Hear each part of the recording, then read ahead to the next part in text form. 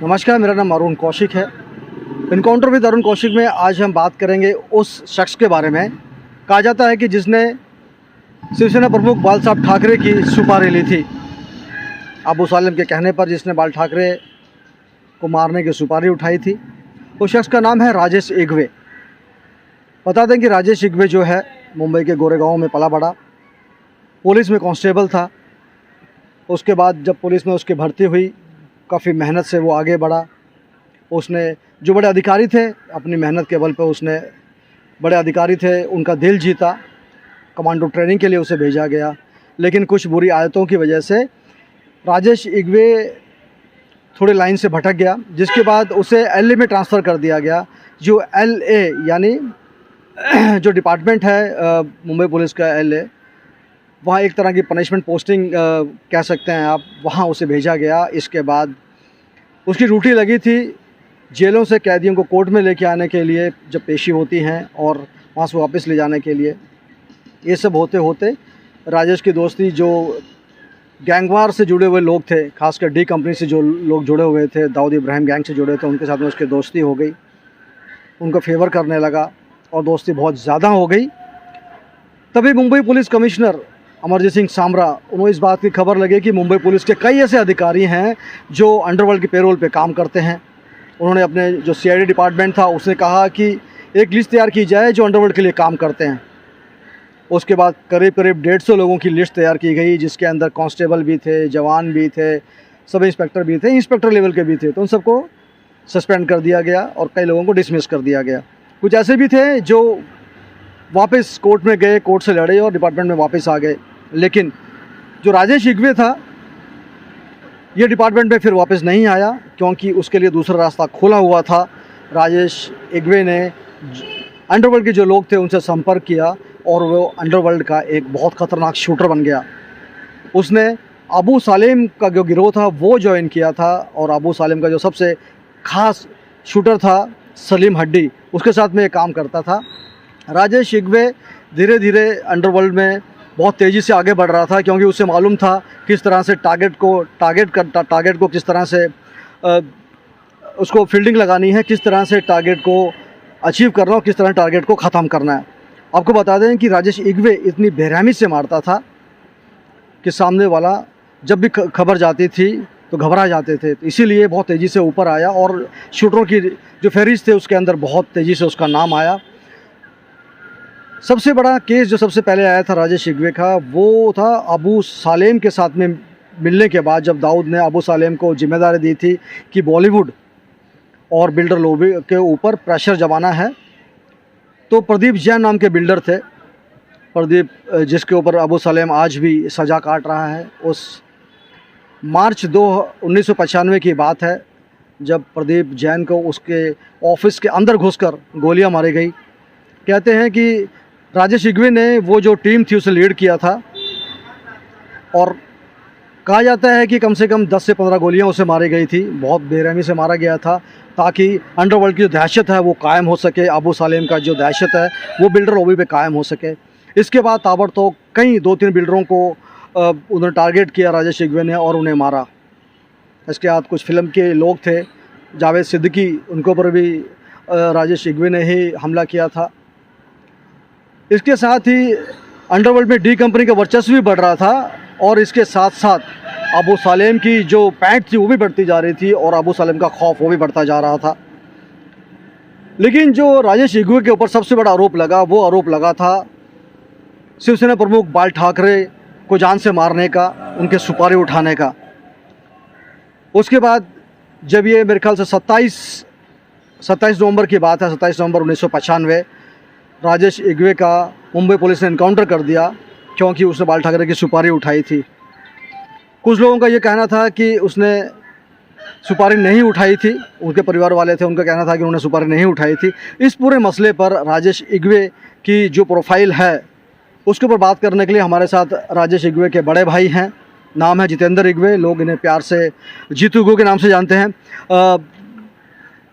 जीतू भाई, कैसे हैं आप? बस ठीक है। अच्छा, सबसे पहले तो अपने छोटा परिचय दीजिए। मेरा नाम जितेंद्र इग्वे है। मेरा नाम जितेंद्र इग्वे है और मैं मनसे से इलेक्शन लड़ चुका हूँ गोरेगांव में। छोटे से बड़ा यहीं मुंबई में हूँ, मेरा बचपना मुंबई का ही है। और जो आप क्या कहना चाहते हैं मुझे समझ में नहीं आ रहा है, बताइए आप। अच्छा, देखिए आपको बता दें, ये जो जितेंद्र एग्यू हैं, लोग कैसे जीतू एग्यू बोलते हैं, समाज सेवा कर रहे हैं आजकल। ये उनके बड़े भाई हैं। जीतू, एक चीज़ बताइए, अच्छा इन्होंने मनसे से चुनाव भी लड़ा था, अनफॉर्चुनेटली हार गए थे। तब अब ये राजनीतिक पार्टियों से थोड़ा दूर रहते हैं, लेकिन समाज सेवा में आज भी लगे हुए हैं। अच्छा, अब जो आपका भाई था राजेश एग्यू, जिसके ऊपर कहा जाता है कि बाल ठाकरे की सुपारी लेने का आरोप उनके ऊपर लगा था, तो सबसे पहले मुझे ये बताइए कि जो उनका बचपन था आपके भाई का, उसके बारे में थोड़ा बताइए, राजेश का। नहीं, बचपन क्या, साथ में स्कूल पढ़े हम लोग, साथ में बड़े हो गए। बड़े मेहनत से उसने अपना ज्वाइनिंग किया, पुलिस ज्वाइन हो गया। और उसको पोलियो भी था, हमको भी विश्वास नहीं था कि पुलिस में वो ज्वाइन हो जाएगा बोल के, लेकिन पास हो गया। बाद में आहिस्ता आहिस्ता उसके साल भर गुजर गए। गुजर जाने के बाद में उसने फिर पुलिस में जाने के बाद में जब ये अंडरवर्ल्ड में जो काम किया उसने, ये हमें पता भी नहीं था। जब इसका जब पता चला, जब पुलिस हमारे घर पर आई, तब हमें मालूम पड़ा कि हमारे भाई ने ऐसा सब कुछ कंपनी ज्वाइन करके ऐसे कोई बिल्डरों को खात्मा किया है बोल के। अच्छा, ये तब जब प्रदीप जैन की हत्या हुई थी, उसके बाद से पुलिस आपके घर पे आने लगी, तब आपको पता लगा कि आपके भाई ने पुलिस डिपार्टमेंट छोड़ दिया और अंडरवर्ल्ड ज्वाइन कर लिया। अंडरवर्ल्ड ज्वाइन किया। जब हमको सब क्राइम ब्रांच वाले ने हमने लेके गए थे, लेके जाने के बाद पहला हमें उन्होंने कुछ बताया नहीं है। जब लेके गए तो हमको बताया, फिर बाद में सवेरे मॉर्निंग में कोई साहब लोग अधिकारी थे, वो आए थे, हमको बताया भाई ऐसा सब बात है कि आपके भाई ने काफ़ी इनकाउंटर किया हुआ है, फिर पुलिस को सुपारी लेके काफ़ी बिल्डर लोग को मारा हुआ है।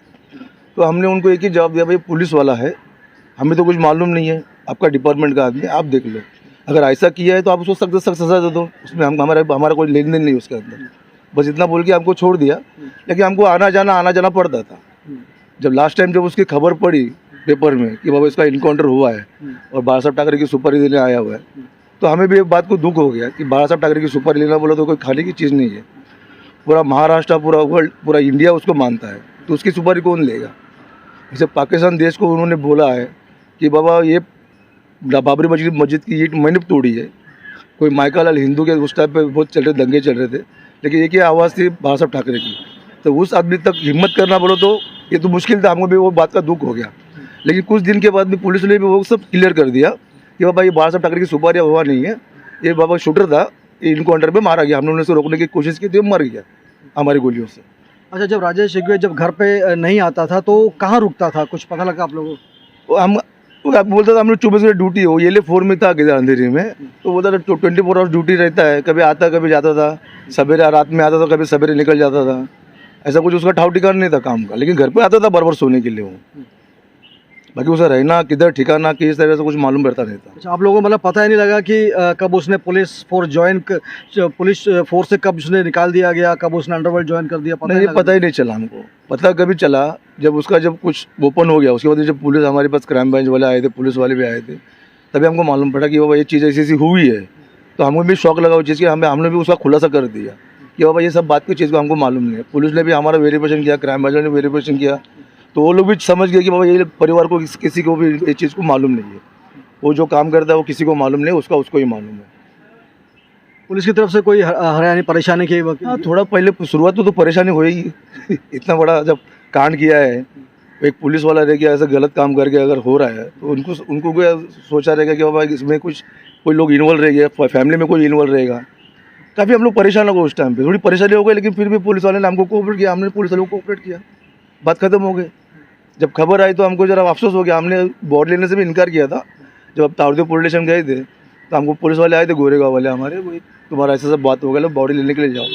तो उसके लिए हम लोग, तो मेरे पिताजी भी थे उस टाइम पे, अभी मेरे पिताजी नहीं रहे, उन्होंने भी इनकार कर दिया था, भाई हम लोग उसकी बॉडी लेके नहीं है। लेकिन फिर भी उन्होंने फोर्स करने के बाद हमने बॉडी हम लोग लेके आए, और बॉडी भी हम लोग घर पे लेके डायरेक्ट स्मशान में लाके उसका दफन करके हम लोग सब खत्म कर दिया। तो मतलब जब भी कभी घर आता था तो मतलब बिल्कुल भी ऐसी कोई बात नहीं होती थी? ऐसी कोई नॉर्मल जैसा अभी हम तो ऐसे बात कर रहे हैं, वैसे नॉर्मली रहता था।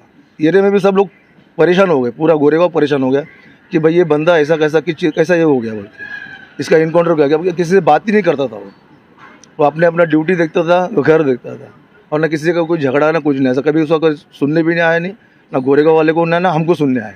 वो अपने ड्यूटी से मतलब रखता था। अभी ड्यूटी वो क्या करता था उसको मालूम, भगवान जाने। अच्छा, राजेश इग्वे ने पुलिस डिपार्टमेंट छोड़ दिया। पुलिस डिपार्टमेंट छोड़ने के बाद वो अंडरवर्ल्ड में कब चला गया इनके घर वालों को भी नहीं पता लगा। इन्हें खबर था भाई जब सबसे पहला जो शूट आउट हुआ था, जो सबसे पहले जो उन्होंने कत्ल किया था, वो कत्ल किया था एक बिल्डर थे प्रदीप जैन, उनका कत्ल किया था। उसके बाद जब पुलिस ने घर पे तब इन्हें पता लगा कि राजेश इग्वे अब पुलिस डिपार्टमेंट में नहीं है, बल्कि उसने तो अब अंडरवर्ल्ड ज्वाइन कर लिया है। ये बहुत ही, जब आपको पहली बार पता लगा कि भाई आपके भाई ने अब अंडरवर्ल्ड ज्वाइन कर लिया, पुलिस में नहीं है, तो आपके पिताजी अंडरवर्ल्ड ज्वाइन वो पुलिस में तभी ऑन ड्यूटी वो करता था काम सर, ऑन ड्यूटी पुलिस में काम करता था। अभी उसको पुलिस से वो कुछ निकाला नहीं था, बर्थ सर्टिफिकेट नहीं किया था।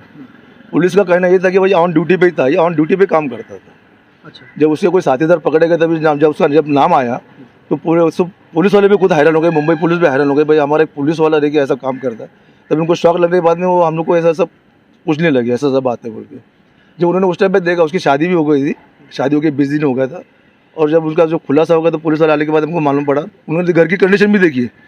हमने भी सोचा भाई जब इतना बड़े बड़े बिल्डर लोग का उसने जब मर्डर किया हुआ है, इतने बड़े करोड़ों की सुपारी, जो बोलते तुम्हारे भाषा में लैंग्वेज मुंबई की, कि करोड़ों की सुपारी लिया हुआ है, जब उसने हमारा घर देखा, एक झोपड़े में रहते थे, आज भी हम लोग झोपड़े में रहते, ऐसा नहीं कि बंगला है, बिल्डिंग है, प्रॉपर्टी हमारी कुछ भी नहीं, आज भी वैसे ही रहते। अब उसने जो किया रहेगा वो किसको दिया, क्या दिया, कैसा दिया, क्या कमाया, क्या खाया, क्या पिया, उसको ही मालूम। अच्छा, एक चीज़ बताइए, अब देखिए जिस तरह से अभी अबू सालेम है या अंडरवर्ल्ड के लोग हैं, कभी इन लोगों ने आप लोगों को अप्रोच किया है क्या कि नहीं अप्रोच नहीं किया, मदद के लिए? क्योंकि वो चीज़ से हम लोग लंबाई हो गए, जैसा वो चले गया वैसा हम जिससे वो हर चीज़ से लंबाई हो गए, क्योंकि उसके अंदर हम लोग इन्वॉल्व कभी हुए ही नहीं है, और हमको चीज़ को चाहिए ही नहीं था। और मेरे पिताजी भी सेंट्रल गवर्नमेंट के थे, नेवी में थे, उनको भी बड़ा शौक लगा, वो भी काफ़ी परेशान थे। मम्मी थी मेरे भाई बहुत छोटे छोटे थे, मैं खाली एक बड़ा था। बाकी मेरे को पुलिस वाले ने अच्छे कोऑपरेट किया और कुछ नहीं उसमें तकलीफ हो गई। देखिए, राजेश इग्वे ने जो अपराध किया था, जिस तरह से उसने इसने मर्डर किए थे, उसकी सज़ा उसे मिल गई, इनकाउंटर में मारा गया। लेकिन जो सबसे बड़ा आरोप लगा था, वो आरोप लगा था कि बाला साहेब ठाकरे जो शिवसेना प्रमुख थे, उनके सुपारी उसने ली थी। लेकिन उनके परिवार वालों से जिस तरह से हमने बात की, जितेंद्र इग्वे ने साफ साफ कहा कि मेरे भाई ने बाल ठाकरे की सुपारी नहीं ली थी, ना वो कभी ले सकता था, उसे वे देवता की तरह मानता था। इनका ये भी कहना है कि पुलिस ने खुद बाद में, भले ही जब इनकाउंटर हुआ था पुलिस ने कहा था कि वो बाल ठाकरे की सुपारी ली थी, उसको मारना चाहता था, लेकिन कई सालों के बाद पुलिस ने भी ये साफ कर दिया कि भाई वो बाल ठाकरे को मारने के लिए सुपारी नहीं ली थी, बाल ठाकरे को मारना नहीं चाहता था, बस उनसे मिलना चाहता था। ये जितेंद्र इग्वे की तरफ से है। जितेंद्र इग्वे ने मनसे की तरफ से चुनाव भी लड़ा था। जब आपने चुनाव लड़ा था तो वो टाइम पे कभी कुछ दिक्कतें आई थी? हाँ, लोगों दिक्कतें को आई थी ना। हाँ। राज ठाकरे ने जब पार्टी खोली थी तो शिवसेना ने आरोप प्रत्यारोप काफ़ी सारे किए। उस टाइम पे बड़े बड़े से जितने नेता थे शिवसेना के, सब लोगों ने बोला था भाई बाला साहब ठाकरे की सुपारी देने वाले के भाई को टिकट दे दिया है। लेकिन राज साहब को मालूम था कि बाबा ये सब चीज़ है ही नहीं है, तो उसने टिकट दे दो। अगर ऐसा कुछ होता तो टिकट देते नहीं थे, लेकिन वो भी खुलासा हो गया, वो क्लियर हो गया। अच्छा, तो फिर उसके बाद चुनाव आपने लड़ा। हाँ। तो और राज ठाकरे ने भी मतलब आपके टिकट वापस नहीं लिया, आप चुनाव लड़े। हाँ, नहीं चुनाव लड़े, वो तो टिकट वापस क्यों लेंगे जब वो चीज़ है ही नहीं, तो टिकट वापस लेने का मतलब कारण ही नहीं होता है, क्योंकि हर चीज़ क्लियर हो गई थी। क्योंकि उनको सब लोगों ने क्लियर किया था कि बाबा सुपारी इसने, राजेश इग्वे ने सुपारी लिया नहीं था बाला साहब ठाकरे की, उसमें कुछ कारण ही नहीं था टिकट देने का। उसमें अपोजिट पार्टी थी, क्योंकि उस टाइम पे जोर पूरा राज ठाकरे का था, मनसे का था, नॉनमान सेने का था, पावर में थी मनसे। उसके लिए वजह से वो कोई ना कोई चाहिए चीज़। पॉलिटिक्स के अंदर कैसा होता है, कोई एक चीज़ चाहिए बस भड़काने के लिए। टारगेट किया गया वो टारगेट पूरा मुंबई के अंदर मुझे टारगेट किया गया कि बाला साहब ठाकरे की सुपर लेने वाले के भाई को टिकट दिया बोले। वो तो उस टाइम पे खुलासा हो गया, काफ़ी चैनल वाले आए थे, काफ़ी चैनल वाले ने मुलाकात ली है। तो मैंने उनको बोला भाई एक तो पुरावा लेके आओ, जब उनके पास पुरावा नहीं तो फिर मैं कैसा पुरावा दूँ? बराबर, ऐसा बात हो गया। ठीक है, तो अभी आप क्या कर रहे हैं? अभी मैं बस सोशल वर्कर अपनी बस रोजी रोटी कमा रहा हूँ। बड़े बच्चे हो गए, शादी हो गई, पोता भी दादा हो गया।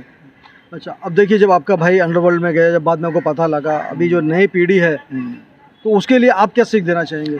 मैं तो बोलता है ये दुश्मन को भी दिन ऐसा आना नहीं चाहिए उस वक्त का, जिस वक्त भाई ने ऐसा करने के बाद में जब पुलिस वाले के साथ में जो हमारे साथ में हो गया, वो दुश्मन को भी वो दिन नहीं चाहिए कि जो दिन हमने निकाले उस टाइम पे, क्योंकि कुछ होश ही नहीं था हमको। हम एक टाइम पका के 3 टाइम खाना खाते थे। पुलिस वाले ने काफ़ी हमको मदद की है, हमने भी उनको काफ़ी मदद की। जो हमको जरिया मालूम नहीं थे जरिया, हमने उनको वहाँ तक भी लेके गए थे।